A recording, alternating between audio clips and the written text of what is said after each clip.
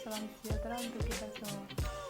Tadi pun, perkenalkan, nama saya Ardiana dengan NPM 1814001. Di sini saya sebagai penyanyi pertama. Perkenalkan, nama saya Kristina Rizkiwati, NPM 1814014. Di sini saya sebagai penyaji kedua. Warahmatullahi wabarakatuh. Saya dari kelompok 2 ingin membahas tentang kolonialisme dan imperialisme di Indonesia pada abad 15 sampai 19. Di sini saya sebagai penyaji pertama akan menjelaskan tentang kolonialisme dan imperialisme di Indonesia. Kolonialisme merupakan penguasaan oleh suatu negara terhadap negara lain dengan maksud untuk memperluas negara tersebut. Sedangkan imperialisme adalah dalam sistem politik yang bertujuan untuk mendapatkan kekuasaan dan kekayaan sebanyak-banyaknya. Yang kedua yaitu latar belakang kedatangan bangsa Barat di Eropa ke Indonesia. Ada 3 faktor yang menyebabkan kedatangan bangsa Barat di Indonesia. Yang pertama, adanya perang salib. Yang kedua, keinginan mencari rempah-rempah, dan yang ketiga, penjelajahan samudera hingga sampai ke Indonesia. Sedangkan tujuan dari kedatangan bangsa-bangsa Eropa ke Indonesia itu dengan 3 tujuan: goal, gospel, dan glory. Yaitu goal untuk mencari sebanyak-banyaknya logam mulia, baik itu emas, perak, permata, berlian, dan lain-lain. Sedangkan gospel dengan tujuan untuk menyebarkan agama atau panutan mereka di daerah jajahannya, misalkan agama Hindu, Buddha, dan lain-lain. Sedangkan glory bertujuan untuk mendapatkan kekayaan sebanyak-banyaknya di daerah jajahannya. Poin yang keempat yaitu proses perkembangan kolonialisme dan imperialisme Barat di Indonesia. Ada 4 perkembangan kolonialisme dan imperialisme di Indonesia. Yang pertama, pada tahun 1511 Portugis sampai di Malaka dan berhasil menguasai daerah tersebut. Sedangkan poin yang kedua, pada tahun 1521 Spanyol berhasil sampai di Maluku. Sedangkan poin yang ketiga, Belanda merupakan negara terlama yang menjajah bangsa Indonesia. Belanda menjajah Indonesia pada awalnya untuk mencari rempah-rempah kedatangan mereka.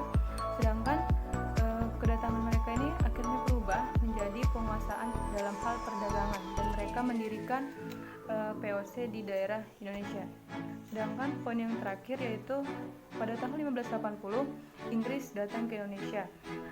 Kedatangan Inggris ini terjadinya permusuhan antara Portugis dengan Spanyol dan Belanda dengan Inggris, sehingga pada tahun 1600 Inggris tiba di India dan mendirikan persekutuan dagang dengan nama IEC. Sekian presentasi dari saya. Selanjutnya yang akan dilanjutkan oleh Kristina sebagai penyaji kedua. Di sini saya sebagai penyaji kedua akan mempresentasikan materi tentang kolonialisme dan imperialisme di Indonesia pada abad ke-15 sampai 19. Yang pertama ada proses perkembangan kolonialisme dan imperialisme Barat di Indonesia. Pada tahun 1511, Portugis di bawah kepemimpinan Alfonso de Albuquerque berhasil menguasai Malaka. Lalu setelah Magellan terbunuh di Filipina, pelayaran Spanyol ini dilanjutkan oleh Delcano. Delcano tiba di Maluku pada tahun 1521. Belanda merupakan negara terlama yang menguasai Indonesia. Awal kedatangan mereka adalah untuk mencari rempah-rempah. Pada tahun 1580 terjadi permusuhan antara Portugis dan Spanyol dengan Belanda dan Inggris. Lalu pada tahun 1600 para pelaut dagang Inggris tiba di India dengan mendirikan persekutuan dagang yang disebut dengan East Indies Company atau EIC. Lalu selanjutnya ada pengaruh kolonialisme dan imperialisme di Indonesia. Yang pertama ada pengaruh dalam bidang sosial, yang kedua pengaruh dalam bidang pendidikan, yang ketiga pengaruh dalam bidang ekonomi, yang keempat pengaruh dalam bidang budaya, dan yang terakhir pengaruh dalam bidang politik dan pemerintahan.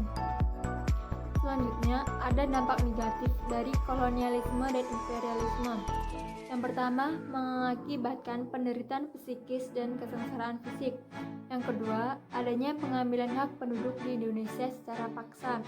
Yang ketiga, hilangnya harta benda dan jiwa akibat adanya paksaan untuk bekerja, dan menyerahkan harta penduduk pada saat itu.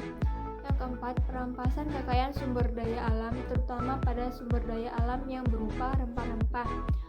Yang terakhir, munculnya kemerosotan dalam bidang sosial, ekonomi, politik, dan lain-lain. Selanjutnya ada dampak positif dari kolonialisme dan imperialisme. Yang pertama, mendapat kata-kata serapan baru dari negara-negara yang menjajah Indonesia. Yang kedua, terdapat beberapa bangunan yang merupakan bentuk peninggalan dari negara-negara yang pernah menjajah Indonesia, berupa sarana dan prasarana seperti pabrik, jalan raya, benteng, dan lain-lain. Yang ketiga, adanya reformasi dalam bidang pendidikan lokal yang disebabkan oleh adanya interaksi antara sarjana-sarjana Belanda yang tidak memiliki kepentingan dengan penjajahan. Yang keempat, meninggalkan peraturan perundang-undangan. Yang terakhir, munculnya pemikiran baru mengenai cara menanam tumbuhan yang lebih modern. Oke, sekian presentasi dari saya. Jika salah kata, saya mohon maaf.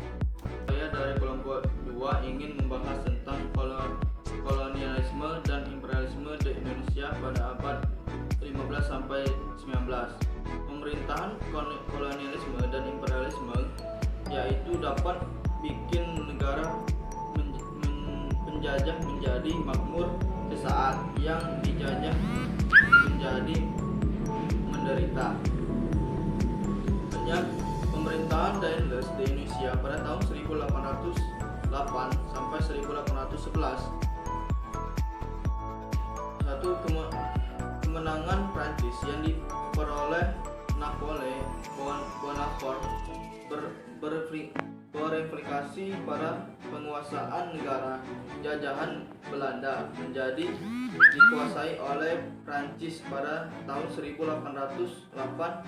Daendels diangkat menjadi gubernur jenderal atas wilayah Indonesia sendiri. Selanjutnya beberapa upaya Daendels sebagai berikut. 1. Membangun jalan dari Anyer sampai Panurukan yang panjangnya kurang lebih 1.100 km. 2. Membangun pabrik senjata di Surabaya dan Semarang. 3. Melaksanakan sistem kerja rodi untuk pekerjaan yang bersifat umum, termasuk pembangunan jalan. 4. Membangun angkatan perang.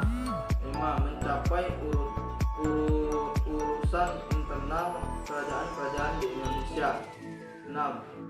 Mencari keuntungan besar melalui perdagangan budak. Sekian presentasi saya Ari. Wassalamualaikum warahmatullahi wabarakatuh.